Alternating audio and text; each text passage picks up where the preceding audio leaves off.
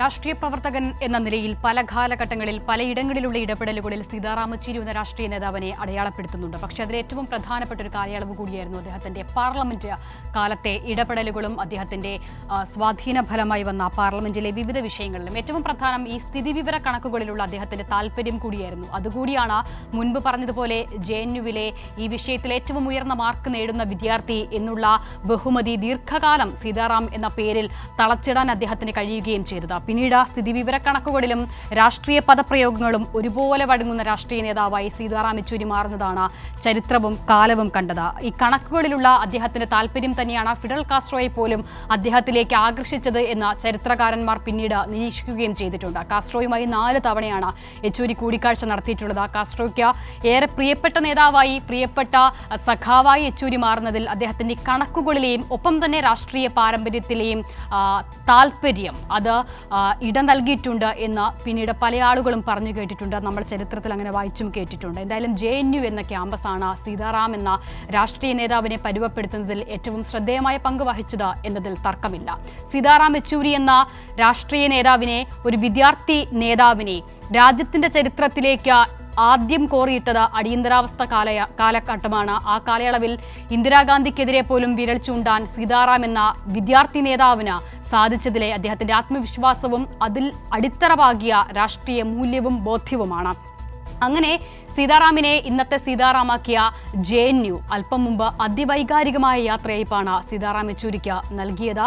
ഏറ്റവും ഒടുവിലത്തെ യാത്രയയപ്പ് ഒരുപക്ഷെ ഒരു കമ്മ്യൂണിസ്റ്റിന്റെ അവസാന യാത്രയുടെ സ്വപ്നങ്ങളിലെ ഏറ്റവും മനോഹരമായ ഏടുകളിൽ എങ്ങനെ കാണാനാകുമോ ആ വിധം തന്നെ അദ്ദേഹം അർഹിക്കുന്ന യാത്രയയപ്പ് സീതാറാം യെച്ചൂരിക്ക് ആ ക്യാമ്പസ് നൽകി. നിരവധി വിദ്യാർത്ഥികളാണ്. ഒരുപക്ഷെ JNU എന്ന ക്യാമ്പസിന്റെ ചരിത്രം എത്ര കാലഘട്ടം കടന്നുപോയാലും അവിടെ സീതാറാം യെച്ചൂരി എന്ന വിദ്യാർത്ഥി നേതാവ് ഉയർത്തിവിട്ട വിപ്ലവ മൂല്യങ്ങൾ, വിപ്ലവത്തിന്റെ തീ ഒരു കാലവും കെടാതെ തലമുറകളോളം കൈമാറി വരുന്നു എന്നതിന്റെ കൂടി ഉദാഹരണമായി JNUവിലെ അദ്ദേഹത്തിന്റെ അവസാനത്തെ നിമിഷങ്ങൾ മാറുന്നതാണ് നമ്മൾ അല്പം മുമ്പ് കാണുകയും ചെയ്തത്. ഇപ്പോൾ വസന്തകുഞ്ചിന്റെ അദ്ദേഹത്തിന്റെ വ്യസതയിൽ പൊതുദർശനം തുടരുകയാണ്. ശരത് ചന്ദ്രൻ ഞങ്ങളുടെ ന്യൂസ് എഡിറ്റർ കൂടി ചേരുകയാണ്. ശരത്ത്, JNUവിലെ അദ്ദേഹത്തിന്റെ അവസാന നിമിഷങ്ങൾ അത് അതിവൈകാരികമായി ഏതൊരാളുടെയും ഹൃദയത്തിൽ തൊടുന്നതായിരുന്നു. ഇത്ര കാലയളവിന് ശേഷവും JNUവിന്റെ ഓരോ ചുമരുകൾ പോലും സീതാറാം യെച്ചൂരി എന്ന നേതാവിനെ ഓർമ്മിക്കണമെങ്കിൽ ആ കാലത്തെ രാഷ്ട്രീയ ചരിത്രത്തിന് സീതാറാം യെച്ചൂരി നൽകിയ പങ്കുകൂടിയുണ്ട്. അത് ഇന്നത്തെ തലമുറയെ പോലും പ്രചോദിപ്പിക്കുന്നു, ദ്യോതിപ്പിക്കുന്നു എന്നുള്ളതാണ് ഏറ്റവും പ്രധാനം. എങ്ങനെയായിരുന്നു അവിടുത്തെ സീതാറാം യെച്ചൂരിക്ക് നൽകിയ ആ ക്യാമ്പസ് നൽകിയ യാത്രയെ?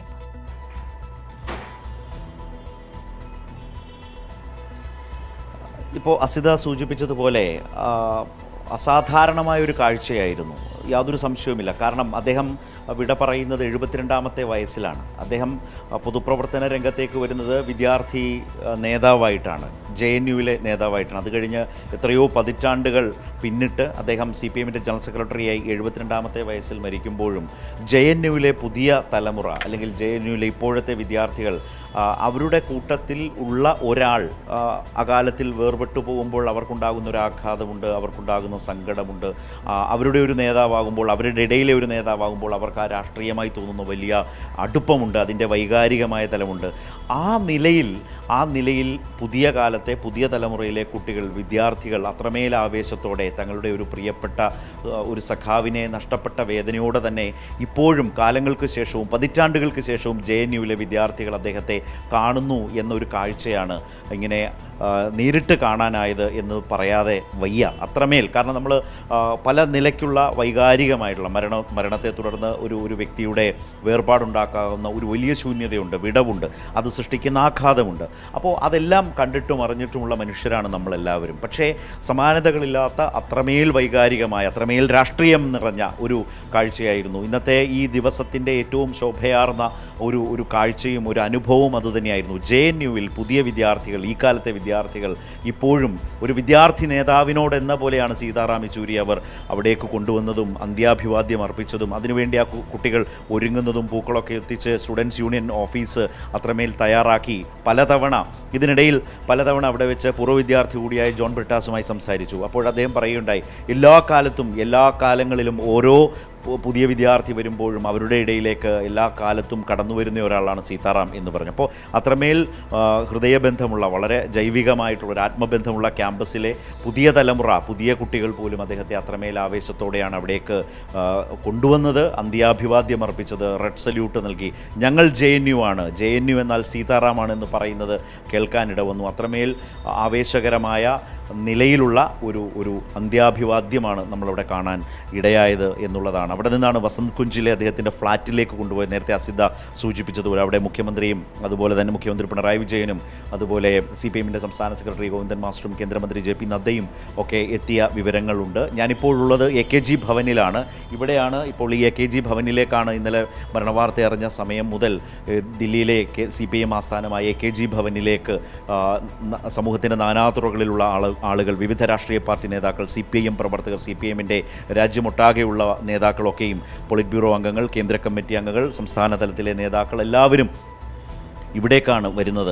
ഈ നിൽക്കുന്ന നമുക്ക് ചിരപരിചിതമാണ് അസിത ഈ പടികൾ. AKG ഭവൻ്റെ പടി കടന്ന് ഞങ്ങൾ ഇന്ന് രാവിലെയൊക്കെ സംസാരിച്ചപ്പോൾ പറഞ്ഞു, ഓരോ വാർത്താ പ്രാധാന്യം വരുന്ന ഘട്ടത്തിലും CPIM നേതാക്കളെ നമ്മൾ ദൃശ്യങ്ങളിൽ കാണുമ്പോൾ, ദില്ലിയിൽ നിന്നുള്ള ദൃശ്യങ്ങളിൽ കാണുമ്പോൾ ഈ AKG ഭവൻ്റെ പടി കടന്ന് ചിരിച്ച് മാധ്യമപ്രവർത്തകരെ, ഇരുവശത്തുമുള്ള മാധ്യമപ്രവർത്തകരെ നോക്കി ചിരിച്ച് കടന്നു വരുന്ന സീതാറാം യെച്ചൂരിയൊക്കെ കടന്നു വരുന്ന ഈ പടിക്കെട്ട് കടന്ന് ഇവിടെ വരുമ്പോൾ നമ്മൾ കാണുന്നത് സീതാറാമിൻ്റെ ഈ ചിത്രമാണ്. ഈ ചുവപ്പ് മാലയണിഞ്ഞ ചിത്രത്തിന് മുമ്പിലാണ് എല്ലാവരും വന്ന് അവരുടെ ഓർമ്മകൾ ഇരമ്പുന്ന ഒരു അനുഭവം, ഒരു ഘട്ടം. പല നേതാക്കളും ഇവിടെ വന്ന് നിന്ന് പൂക്കളർപ്പിച്ച് മുഷ്ടി ചുരുട്ടി അഭിവാദ്യം ചെയ്ത് അവിടെ എഴുതി സീതാറാമിനെക്കുറിച്ചുള്ള ഓർമ്മകൾ എഴുതി വെച്ച് AKG ഭവനിൽ വന്നിരുന്ന് ഒട്ടേറെ സമയം ചെലവഴിക്കുന്നത് ഇന്നൊരു പകൽ കാണാനിട വന്നു. നാളെ ഈ AKG ഭവനാണ് സീതാറാമിനെ അവസാനമായി കാണാനുള്ള പൊതുദർശനത്തിൻ്റെ വേദിയായി മാറുക. അവസരം ഇവിടെയാണ്.